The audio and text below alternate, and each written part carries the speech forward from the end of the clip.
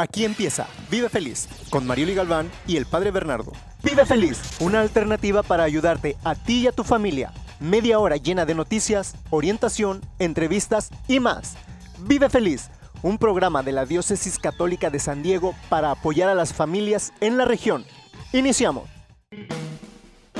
Y bueno, ciertamente ya estamos iniciando un programa más de Vive Feliz. Muy buenos días a ti que nos estás sintonizando ya desde temprano. Sí, y sobre todo que es puente, ¿no? Puente para muchas personas.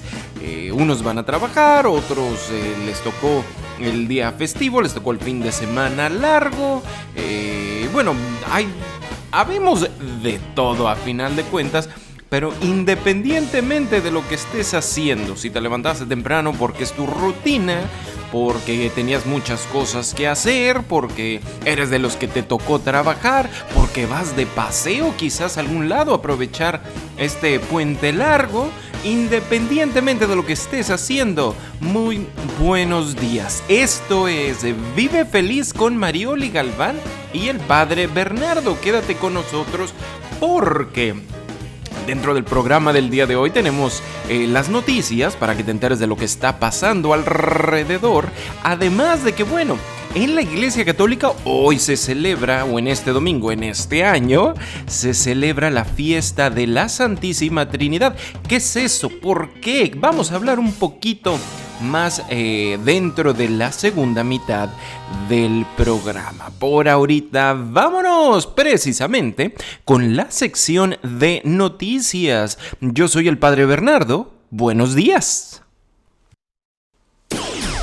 Y bueno, a medida que se mejora, vamos a ponerla así, ¿no? Sí, a medida de que se mejora la situación del COVID en la región, comenzamos a retomar, o a regresar a las rutinas familiares, sobre todo en momentos, en días especiales como este fin de semana largo. Bueno, el obispo católico de San Diego, Robert McElroy, por ejemplo, como consecuencia, ¿no?, del retorno gradual a la normalidad, emitió nuevas pautas, vamos a ponerle así, para las iglesias locales. La mayoría de ellas entran en vigor inmediatamente, mientras que un bonchecito más, unas otras regulaciones entrarán en vigor hasta el 15 de junio, cuando California termine su mandato del cubrebocas y las empresas puedan reabrir por completo. Una de estas regulaciones es que se seguirá requiriendo el cubreboca en misa, pero el distanciamiento físico se reduce a 3 pies. De ser posible, las parroquias deberán continuar ofreciendo una opción de misa al aire libre. Además, la congregación ahora puede cantar en misas al interior del templo bajo la dirección de no más de 2 cantores y un acompañante, los cuales deben permanecer a 12 pies de distancia. Se permitirán coros más grandes, pero hasta después del 15 de junio. La comunión, por ejemplo, es otro de los temas importantes. La comunión seguirá estando limitada al cuerpo de Cristo, al pan consagrado únicamente y recibido solo en la mano. La preciosa sangre o el vino consagrado no se podrá distribuir sino hasta el primer domingo de Adviento. La recolección del ofertorio y la presentación de los dones, la presentación de los obsequios, ahora se puede hacer de manera regular, o de las ofrendas se puede hacer de manera regular.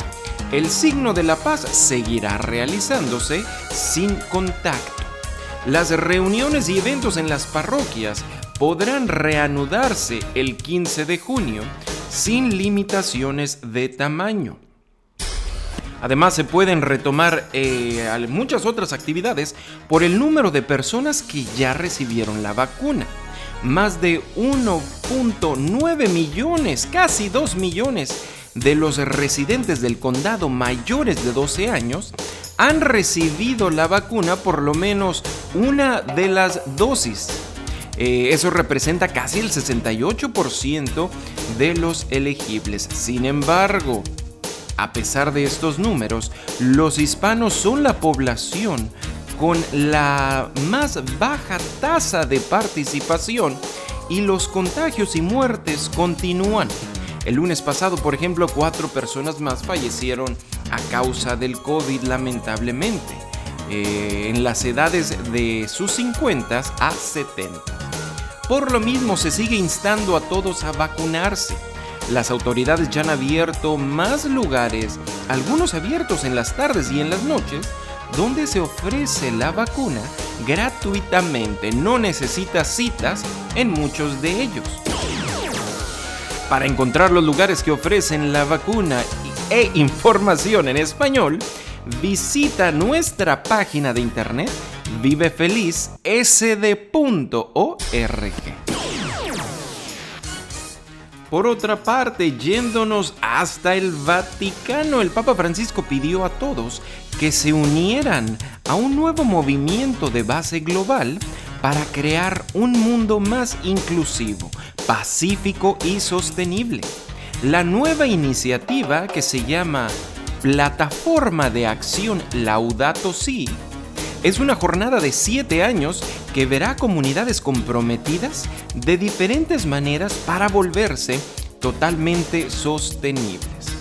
Además, el mismo Papa Francisco aseguró que se necesita un nuevo enfoque ecológico que pueda transformar la forma de habitar el mundo, los estilos de vida, la relación con la naturaleza y en general la forma de mirar la humanidad y la vida. Yéndonos ahora hasta México, funcionarios de la Iglesia mexicana anteriormente encubrieron casos de abuso sexual clerical, una situación que, según el embajador del Vaticano en México, ha cambiado a medida que los líderes católicos siguen cada vez más una política de tolerancia cero promovida por el Papa Francisco. El arzobispo Franco Coppola, nuncio apostólico, dijo a la agencia de noticias española EFE que durante la última década se han investigado 271 casos de presuntos abusos sexuales cometidos por el clero. De esos casos, 103 sacerdotes han sido destituidos de sus cargos, 45 han sido suspendidos y 123 siguen abiertos. El arzobispo Coppola dijo que cree que hubo personas que encubrieron casos con malas intenciones y que quería pensar que también hubo personas que encubrieron casos sin darse cuenta de la gravedad. Sin embargo, los comentarios del nuncio ofrecieron un reconocimiento de los crímenes de abuso sexual cometido contra menores por parte del clero en México, que durante mucho tiempo la Conferencia Episcopal había minimizado como un problema o visto como un problema de la diócesis anglosajona. El principal investigador de abusos del Vaticano estaba programado para visitar México en marzo del 2020 para brindar asistencia a la Conferencia de Obispos en el manejo de casos de abuso. Esta visita fue pospuesta debido a la pandemia del COVID-19, pero el arzobispo Coppola dijo que se reprogramaría una vez que la pandemia termine. Para más información, visita nuestra página de internet vivefelizsd.org. Vive Feliz, cada domingo en punto de las 8 de la mañana.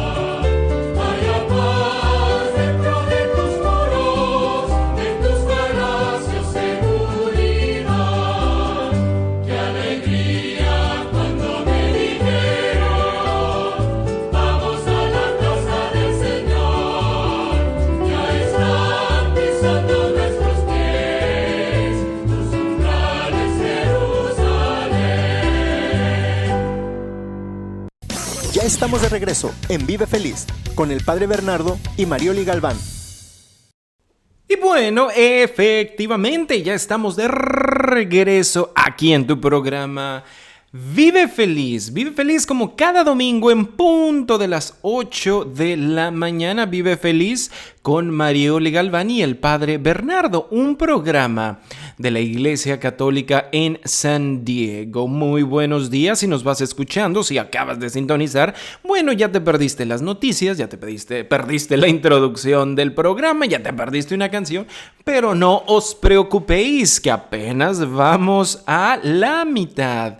Y vamos a platicar, vaya, de una de las fiestas, o de la fiesta que se celebra hoy. No quiero comenzar el tema sin antes recordarte que pases a visitar nuestra página vivefelizsd.org. Ahí puedes encontrar noticias, fotos, puedes encontrar información que quizás te pueda ayudar a ti o a tu comunidad. Además de que puedes encontrar este y los programas anteriores. Ahí hay un link para que le piques, para que juegues un ratito en la página vivefelizsd.org. Ahora sí, vámonos con el tema del día de hoy. Decíamos, hoy es la fiesta dentro de la Iglesia Católica.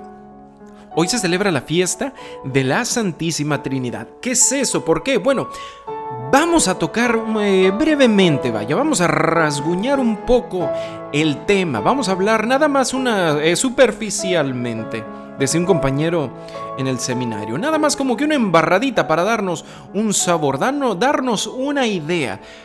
Porque lo cierto es que la enseñanza de la Trinidad es una enseñanza muy difícil. En su totalidad nadie la puede entender por todo lo que juega, por todo en lo que está envuelto, vaya. Pero decíamos, vamos a platicar brevemente nomás para entender un poquito más. Hay que comenzar aclarando una cosa. Sí es cierto que la palabra Trinidad no está en la Biblia.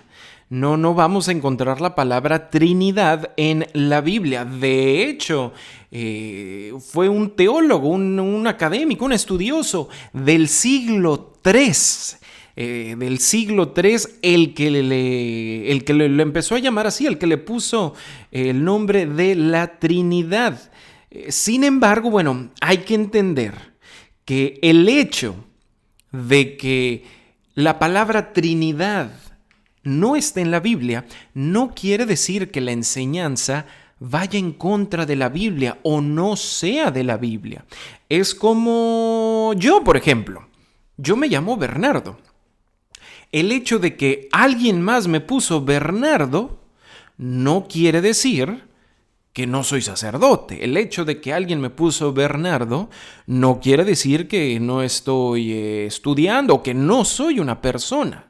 Simple y sencillamente alguien me puso Bernardo y ya el resto, para describir, o más bien para señalar quién soy, para darme una especie de identificación. Pero aún así, yo soy sacerdote, yo soy estudiante, yo celebro misas, yo soy una persona, soy un ser humano. Lo mismo aquí decíamos, el hecho de que alguien le puso Trinidad a esta enseñanza de que no viene en la Biblia, no quiere decir que va en contra de la Biblia. Al revés, se le puso el nombre para identificar un poquito mejor. ¿Qué es esto ahora? Bueno, la enseñanza de la Trinidad es una de las más importantes, es una de las bases, dentro de las enseñanzas del cristianismo. Sin embargo, también, o más bien más en específico, es más importante aún dentro de la Iglesia Católica, porque es a partir de esta enseñanza que muchas otras creencias se vienen a desarrollar. La enseñanza de que creemos en un Dios, esto es la Trinidad, creemos en un Dios en tres personas. He visto muchos santos, por ejemplo, tratar de explicarla de diferentes maneras. En alguna vez leí a alguien que la comparó como un triángulo. Un triángulo, si pensemos en un triángulo, ¿no? Un triángulo tiene 3 ángulos que forman un triángulo. San Patricio, el santo patrono de Irlanda, lo describió como un trébol de 3 hojas. Cada persona es como una hoja, es una hoja diferente, pero al mismo tiempo forman parte de un solo trébol.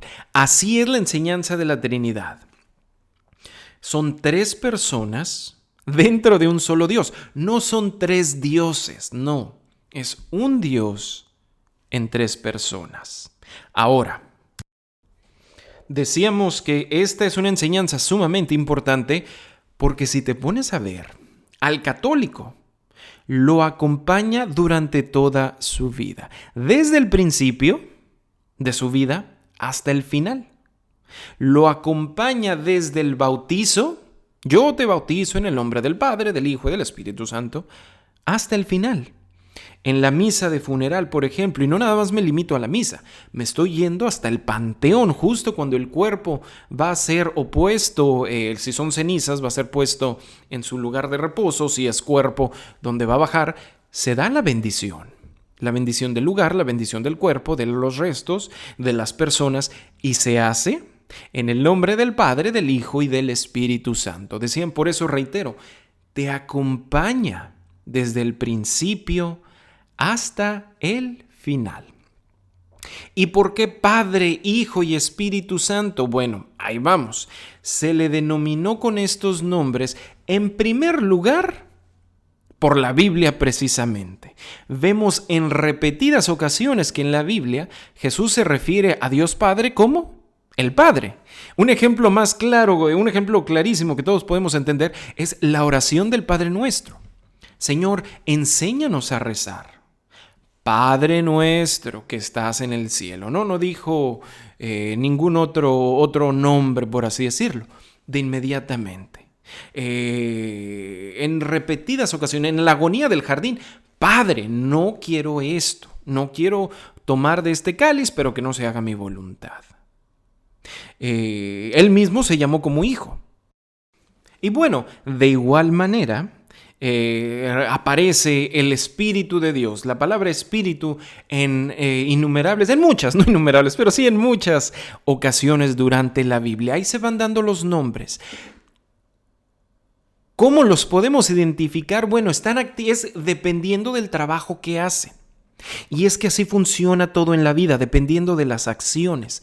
Cualquier acción que hagamos nos ayuda a entender quién o qué tipo de persona soy. Si yo hago acciones buenas, puedo decir que soy una buena persona. Si yo hago acciones malas, puedo decir o se puede decir que soy una mala persona. Si yo manejo y nunca uso el cinturón de seguridad, nunca respeto las señales de tráfico, el límite de velocidad, no pongo la direccional, manejo en zigzag, rebasando y cambiándome de líneas, se puede decir que soy un conductor malo. No puedo conducir mal y decir, ay, pero soy buen conductor. No puedo hacer acciones malas y decir, soy buena persona. Es dependiendo de nuestras acciones, nuestras expresiones, que demostramos qué tipo de personas somos. Pudiéramos incluso ver hasta en las celebridades. Si yo te digo una frase, podemos relacionarla con cierta persona. Por ejemplo, si yo te digo la frase de fue sin querer queriendo, lo sospeché desde un principio, no contaban con mi astucia, síganme los buenos. Lo estamos relacionando con Chespirito, con el Chavo del Ocho, con el Chapulín Colorado, con Roberto Gómez Bolaños. ¿Por qué? Porque esas eran sus acciones, esas eran sus palabras. Así pasa conmigo y así pasa con Dios. Lo podemos ver, sí. ¿Qué tipo de persona? Bueno, depende de las acciones, por así decirlo, del rol, del papel que jueguen. Por ejemplo, Dios Padre es Padre porque crea. Es el creador. es el que provee y es el que empieza a crear.